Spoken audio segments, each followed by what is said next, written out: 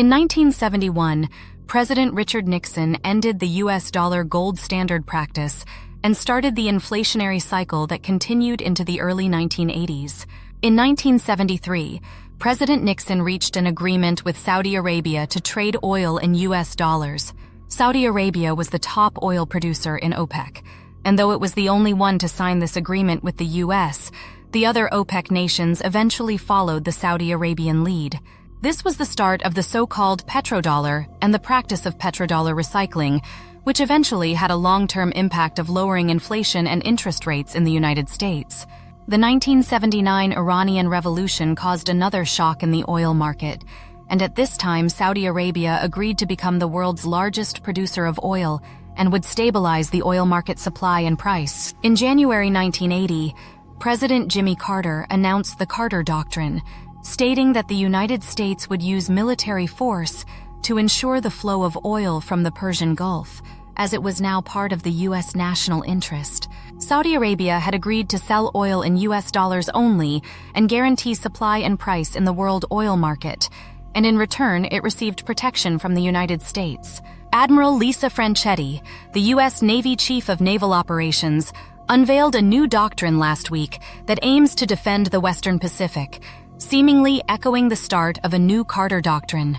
Admiral Franchetti unveiled Project 33, a new naval doctrine for the Pacific that aims to counter the Chinese threat in the region. The plan responds to the People's Republic of China's declaration of war readiness by 2027. Project 33 calls for the U.S. to be ready for a war in the Western Pacific by 2027, as well as meet the Chinese threat.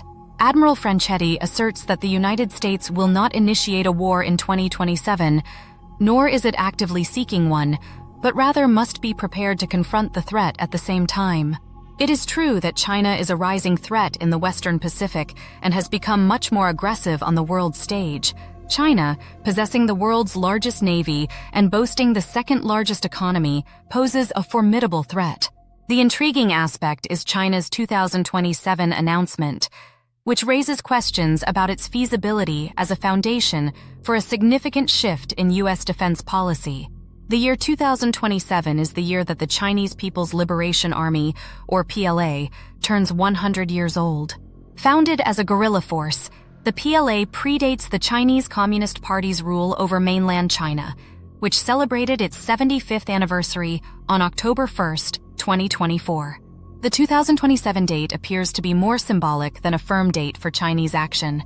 The Chinese Communist Party, or CCP, appears to have set the goal of having the PLA become a force capable of launching an overpowering invasion of its revolutionary foe on the island of Taiwan by 2027. This is not even a year that the US or even the CCP agree upon, but it is a date that Admiral Franchetti is using as her benchmark for the United States to be ready for a war in the Western Pacific against China. Admiral Franchetti acknowledges in the CNO navigation plan that the United States Navy cannot scale up to a larger naval force in less than 3 years. The cost, but more importantly, the production time to make more warships to meet the Chinese threat, or Chinese ship production capacity, makes it a hurdle that the U.S. cannot meet in less than 3 years. Project 33 aimed to bridge this gap and equip the Navy to confront a Chinese threat in the Western Pacific. By 2027, Project 33 mandates a surge in the deployment of robotic and other autonomous systems. The use of autonomous systems will not only reduce sailors' risks, but it will also increase the Navy's ability to conduct its mission at a lower cost than building and deploying new warships. Compared to traditional manned warships, autonomous vehicles are smaller, quicker to produce, and more abundant. Project 33 will leverage the U.S. Navy Disruptive Capabilities Office and the Department of Defense Replicator Project to foster innovation and develop new autonomous solutions for the Navy. The Deputy Chief of Naval Operations for Warfighting Requirements and Capabilities will oversee and ultimately be held accountable for implementation. Task Force 59 and the U.S. Fourth Fleet, which operates in the Caribbean Sea and the Atlantic and Pacific Oceans around Central and South America, have been designated to focus on the steps to lead to the operational deployment of autonomous systems.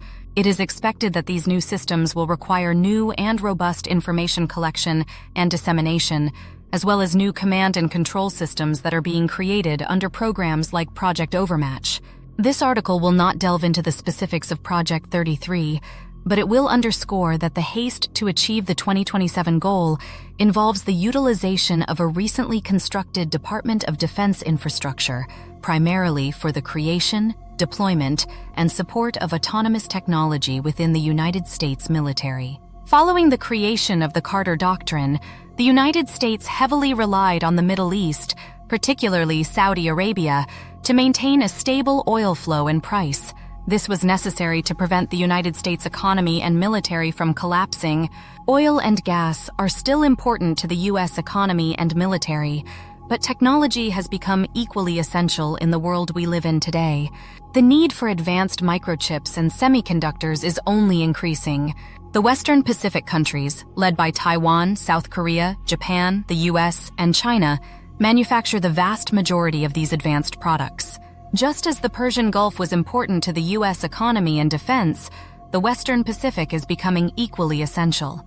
The symbiotic relationship between technology and initiatives like Project 33 makes Western Pacific security paramount to the United States.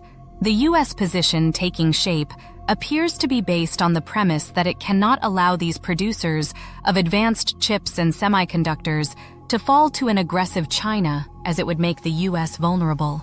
If China manages to dominate the Western Pacific semiconductor production through military action or intimidation, it could exert significant influence over the high-tech hungry U.S. economy.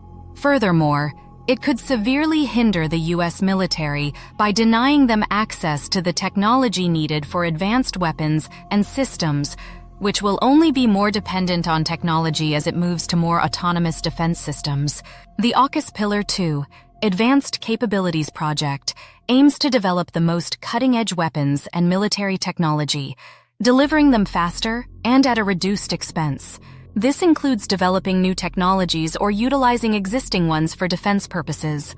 The concept involves the AUKUS partners pooling their resources and talents to pursue joint projects aimed at developing new technologies, with the ultimate goal of creating superior military technology to counter a more numerous adversary, such as China. AUKUS Pillar 2 is considering allowing Japan and South Korea to participate in the project because of their expertise in advanced technologies and production capacity to create a greater collective response. Japan and South Korea are actively engaging with NATO, participating in the NATO Indo-Pacific 4 program, and aligning their capabilities to meet NATO standards.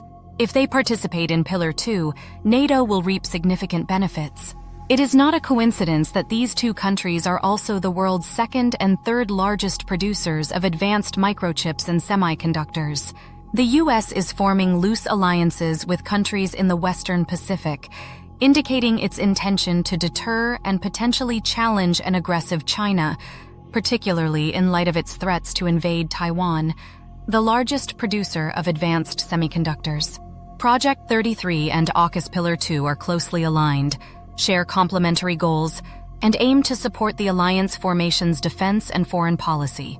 These formations appear to be less about defending the Western, rules-based order and more about safeguarding the flow of semiconductors, with the unspoken goal of preventing China from gaining control over these assets. As previously mentioned, these products are essential for the U.S. economy and military, and it is expected that the U.S. will act as a guarantor, similar to its role in securing oil from the Persian Gulf. If this were the case, the United States would dedicate itself to Taiwan's defense, safeguarding the flow of semiconductors produced in the Western Pacific, preventing China from controlling or gaining access to these products, and preserving the U.S.'s current global standing.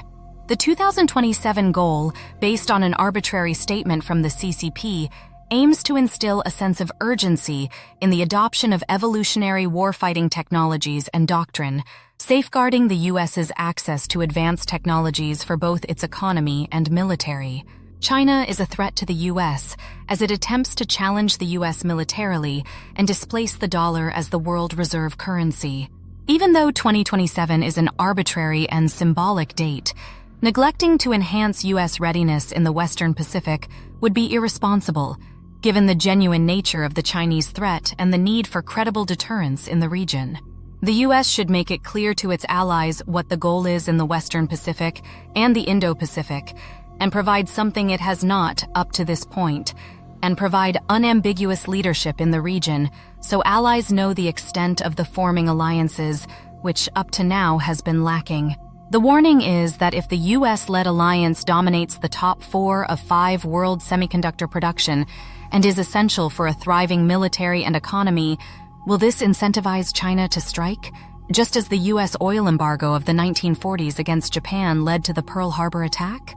As a result, we must steer clear of the mistakes made during the Ukraine war and establish an efficient diplomatic channel that will allow for conflict and negotiation aversion, despite the challenge of the CCP avoiding meaningful engagement.